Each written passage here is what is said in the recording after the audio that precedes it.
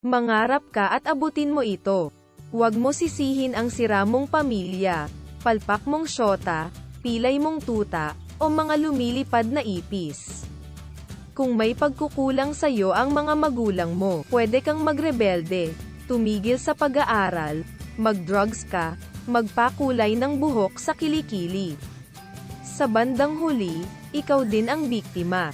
Rebeldeng walang napatunayan at bait sa sarili. Kung wala kang nagawang tama ngayong araw, ayos lang, at least meron kang nagawa kahit mali. Masarap mag-ipon ng mali kapag marami kang naipon. Magiging magaling kang tagapayo sa tulad mo na talunan. Kapag nangyari yun, magiging makabuluhan ang iyong buhay dahil nakatulong ka. Dun mag-uumpisa ang paggawa mo ng tama.